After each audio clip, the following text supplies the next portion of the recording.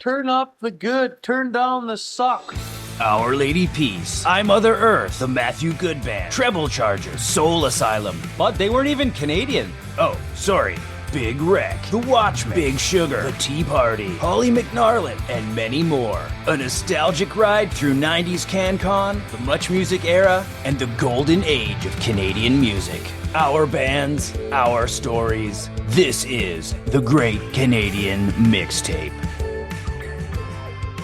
Welcome again, my elder millennials, my late Gen Xers, my fans of Canadian music everywhere. Welcome to a very special episode of the Great Canadian Mixtape, the first of its kind.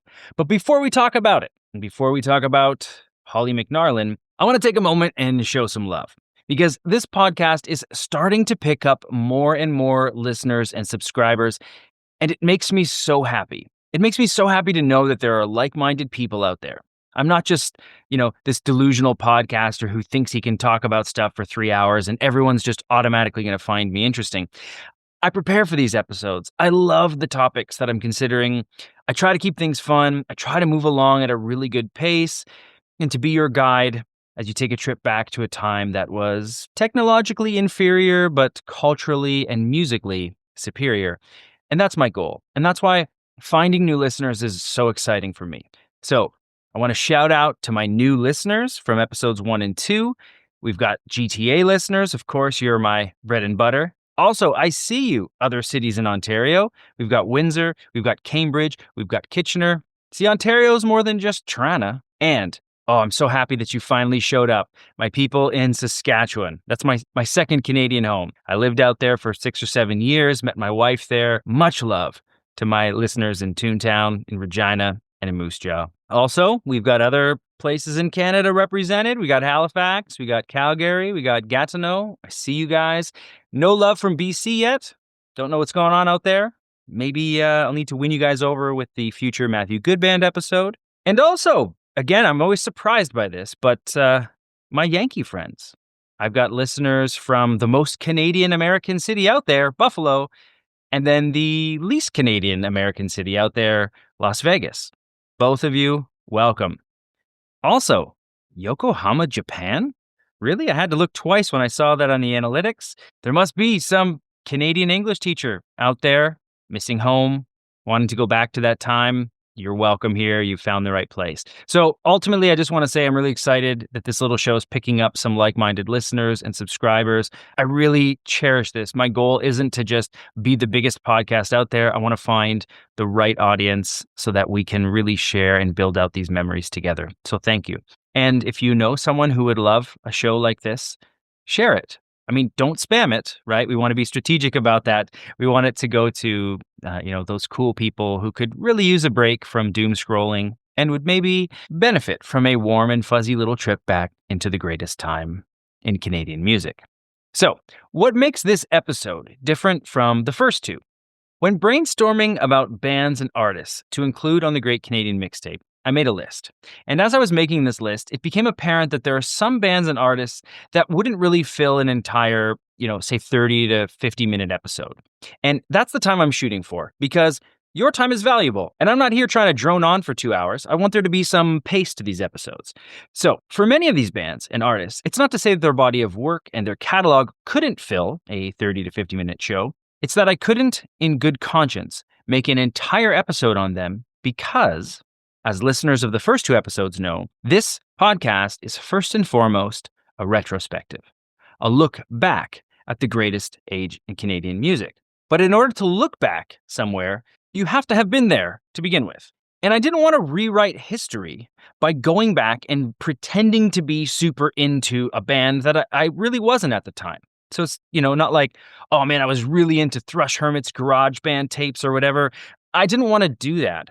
I know you can kind of establish your credibility as someone who really knows a lot about Canadian music by doing that. And the internet allows me to do that, right? I can go back into the forums, into the comments. I can do deep dives. I can find things. But that's kind of the realm of the pretentious music snob.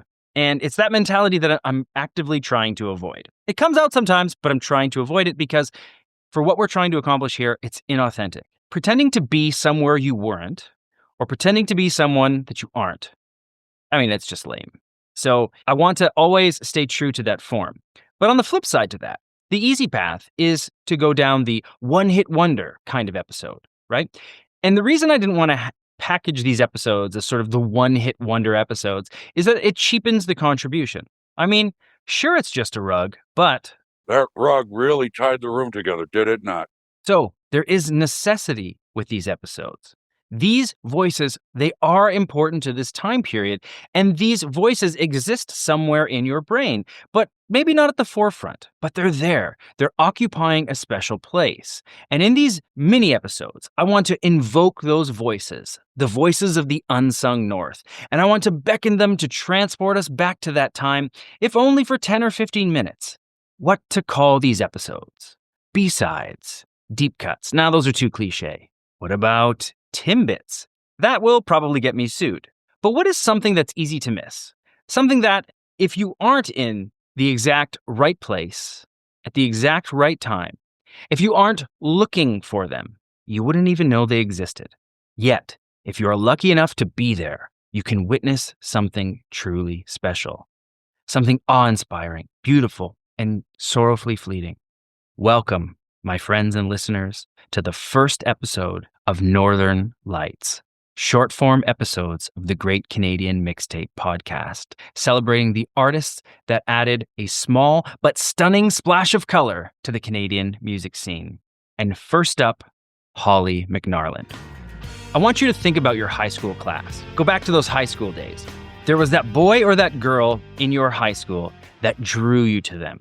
They had this magnetism. They were compelling. But part of what made them compelling was that they were a little bit dangerous. At least they seemed dangerous. Maybe they smoked. They were always out behind the school smoking and standing around. Maybe they lived on the wrong side of town. Maybe they had something other than their ear pierced. They had a tattoo.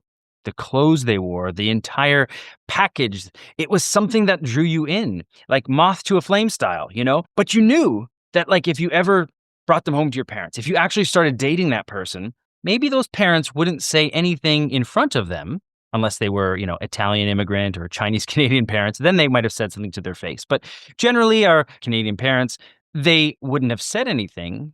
But then when your new girlfriend left the house, you knew you were in for a long talk with your parents. So maybe you decided not to bring them home. Or maybe you decided not to even try. You just admired that person from afar. Do you have that face? Do you remember that person? For me, that's Holly McNarland. To be clear, I never dated her. I don't know her. This is just, again, I'm conjuring your memories. But for me, Holly was so compelling. And she was also a little scary. And I think those things can be related sometimes.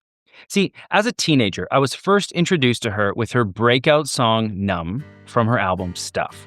She was captivating. She had this short, aggressive hairstyle. She had a lip ring. She had a big arm tattoo that she proudly showed off. Now, I know these things are common now. If you're a younger listener, you're like, that's it, a lip ring, and she doesn't even have full sleeve tattoos. But back in the 90s, these things were still edgy. And they were red flags to parents. And that image that she conveyed, coupled with her music, which was raw, it was edgy, it was unapologetic. It was all very hard to turn away from. Not in that car crash kind of way. I'm talking more like a street race. Or maybe even simpler, like parking lot donuts. Something that's really scary but also exhilarating at the same time. In order to prepare for this episode, I dove a little bit deeper into Holly McNarland's collection. And I've come to really appreciate Holly for more than just this. She has real songwriting ability. She has a beautiful voice. She has incredible stage presence. She wasn't just an angsty songstress from the 90s, but an artist with an arc, with development. But let's put a pin in that for now, because I discovered that later, through a different set of eyes. Back in the 90s, many of us saw Holly through a much simpler lens. Woman, check. Canadian, check. Edgy and aggressive, check. Drops F-bombs in her songs, check. Oh, so she's the next Alanis Morissette. If you go back and you watch some of those old interviews at the time, you'll see them. There's a classic one with like long-haired Bill Welichka, and there's a couple of other ones. And it's like the Alanis topic is inevitable. It always comes up in Holly McNarland's interviews, and it must have been exhausting. What strikes me, though, from those interviews is the contrast. Her musical persona and Holly as the creator. See, the Holly that's portrayed in the Numb or the Elmo videos, she looks like she's ready to punch you right in the teeth. But then you listen to the young woman speak, and through her soft and thoughtful voice, you can sense a restraint in her words. That complexity of character is what makes her really interesting.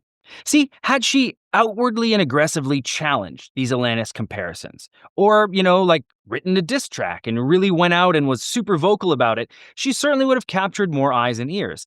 It's actually the recipe of our modern influencer. What do? They attack someone in their niche, create drama, capture views and listens at all costs. But Holly didn't do this. She didn't cheapen herself that way. She didn't go for the easy clicks, the easy eyes, the easy listens. Now, the frustration is clearly there. You can see it bubbling up in some of the interviews. And the thing is that Holly McNarland absolutely had the ability and the platform to strike back, but she didn't. Having power is one thing, but having restraint, a command of when and how to exercise that power, that's where true strength comes from. And Alanis was important, yes, in many, many ways. And Jagged Little Pill was groundbreaking. And you can certainly make the case that we would never know Holly McNarland's name had Alanis Morissette not blazed the trail. And I think that that's a fair argument. There's truth to that. But I'm also old enough to remember, always too hot, never too cold. Alanis was a pop star. And even through the anger, Jagged Little Pill had pop star sensibilities woven throughout it. But I never got that vibe with Holly McNarland. Yes, Alanis is angry, and Holly McNarland is angry, but there's no pop star sensibilities there. If you listen to the anger in Holly McNarland's voice, and I think it's beautifully executed when she wants it to come out. The classic example of this is in the song Numb. She absolutely growls, "Wake up, dead man." She's grabbing you by your collar. She's singing to you in a voice that will not be denied or ignored. There's incredible power there. But Holly McNarland can also eviscerate you with a hauntingly soft voice that delivers a lyrical dagger into your spleen before you even realize you were being attacked. She does this in the song Stormy from her EP Sour Pie. The lyric, "I will taint you and poison your mind. I will eat from your heart, tearing you apart." Lines delivered in a soft, sweet voice, tearing out your soul. So if there were an Alanis comp to make, I would say that Holly McNarland is less ironic and more uninvited. Which I realize is a terribly confusing sentence if you aren't aware of the fact that both ironic and uninvited are Alanis Morissette songs. I apologize for the confusion. But the Alanis song Uninvited is a much more stripped down, subtle, cryptic song, much more of Holly's speed.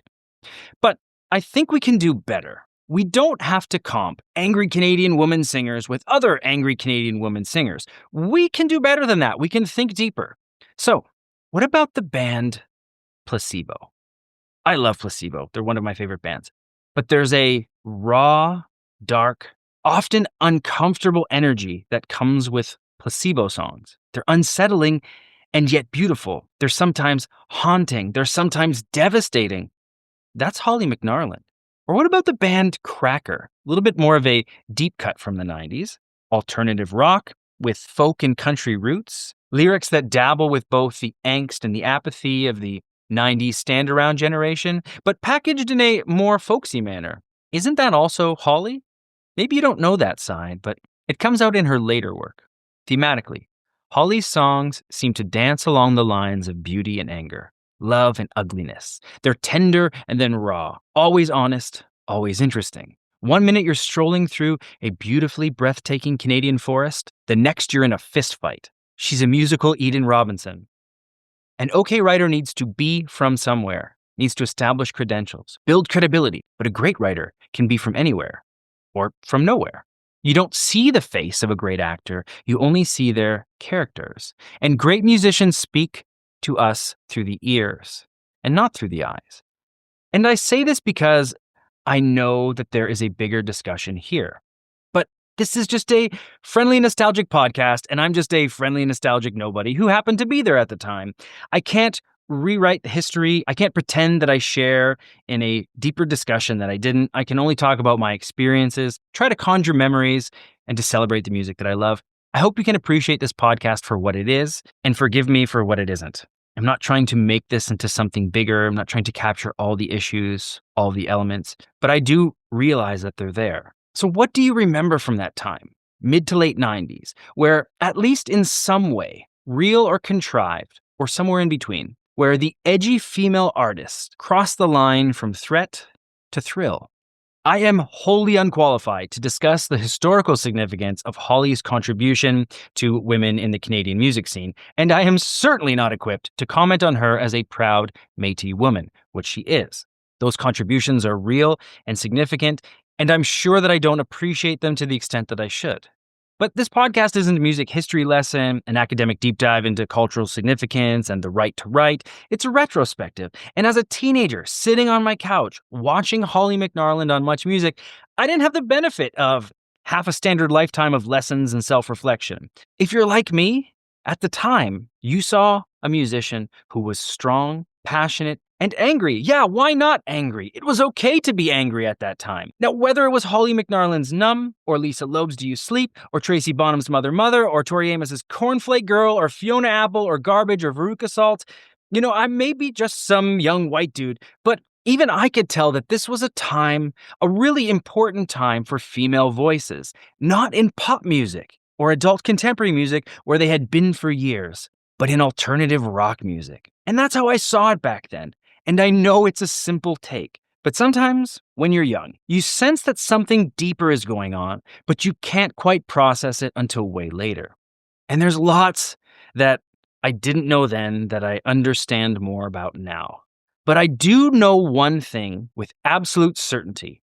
It's something that I knew then, and it's something that I know now. Holly McNarland absolutely rocked. So, if your only exposure to Holly McNarland is from Big Shiny Tunes 2, the Stuff album, and maybe some collabs with the Tea Party and Matthew Good, you may have frozen her in time. Short hair, lip ring, aggressive, that's Holly McNarland. And that was the case with me. Until I started to prepare for this, and I dove into some of her later releases. The main ones being 2002's Home Is Where My Feet Are, then Chin Up Buttercup, and then Run Body Run. I noticed right away that Holly's style changes. She takes a right-hand turn directly down Jann Arden Lane and ends up somewhere in Sarah Harmer Square. Now again, let me be clear. Sarah Harmer is one of my favorite artists. I watched her live. I know all of the lyrics to all of the songs on I'm a Mountain, except the French one. She's brilliant, so I mean that as the greatest of compliments. But I would be lying if I said I wasn't surprised by this turn. Now, we as fans, we try to find, or oftentimes manufacture, reasons for these changes. And look, those changes can be real sometimes. There are events that happen in our life that do change us. They do change our perspective, and that's good. That is a sign that we're healthy people. We're not static entities. As an artist and as a person, we're always changing and growing and adapting. At least that's the concept, right? And so it's normal to try to pinpoint or track the reasons for a big change, a big left or right turn in our life. But from her country music upbringing and her debut EP Sour Pie and her early interviews, we can hear that Holly McNarland's loudest note was not her only one. She always had the ability, foul-mouthed in one moment, honey-tongued in the next. Maybe these later offerings were much less about why did she change and more a reflection of those early interviews, an exercise in when and how she decides to manifest strength. That is the part of Holly McNarland that is definitely worth exploring. So maybe I can't honestly say that this next section, the rediscovery section, is a revisit of Holly's songs, since I've only just recently visited some of these songs in the catalog, like a couple of months ago. The point, though, of the rediscovery section is for us to remember why we loved a certain artist. But we can change, right? The reasons for loving someone grow and change over time. So maybe this rediscovery playlist, the Holly McNarland rediscovery playlist, is about giving you new musical evidence, new reasons why Holly McNarland was not just this one-hit wonder, but why she really mattered to the Canadian music scene in the 90s, and why she as an artist is absolutely worth your time. Here is the rediscovery playlist for Holly McNarland with an emphasis on discovery. Let's start with her early Sing Softly and Carry a Big Knife offering, the song Stormy from her debut EP Sour Pie. From the seminal Stuff album, of course, her biggest hit was Numb, and that song still really holds up today. It still absolutely rocks. It's ready to kick your teeth in. Put it on. But I also really love the song Coward from this album. It's a song that really embodies that time. It feels, at the risk of sounding cliche, it feels so 90s. There are these pulsing toms that start evoking the spirit of the Cranberries. There are introspective lyrics. There's a guitar solo. It sounds like it's peak form Dave Genn. And I don't think it's Dave Genn. I'm pretty sure it's not. But that guitar solo in the song, it sounds like it was written by him in the Matthew Good heyday.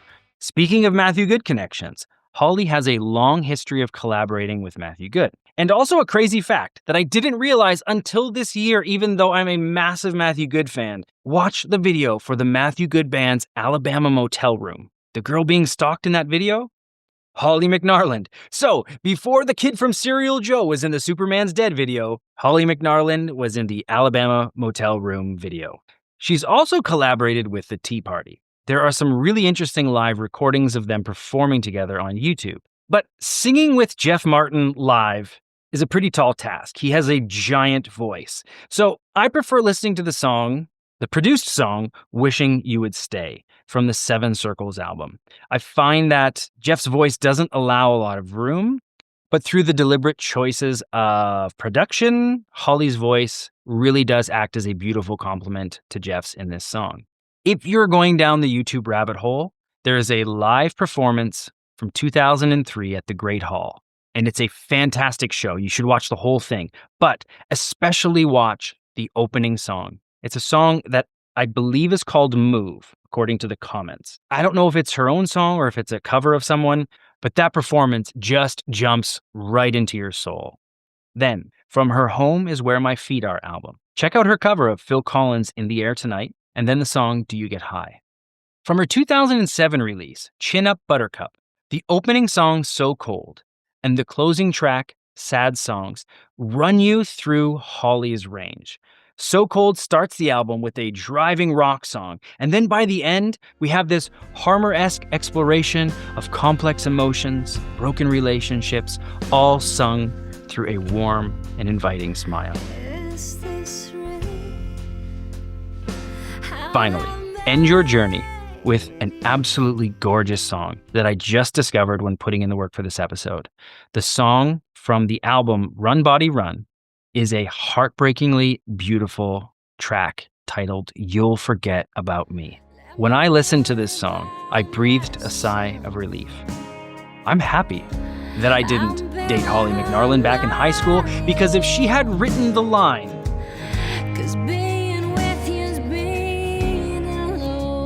if she had written that about me, I might jump off a building. So if you only check out one of Holly's post-stuff songs, make it the song You'll Forget About Me. And despite what that final recommendation may suggest, Holly McNarland made it impossible for us to forget about her.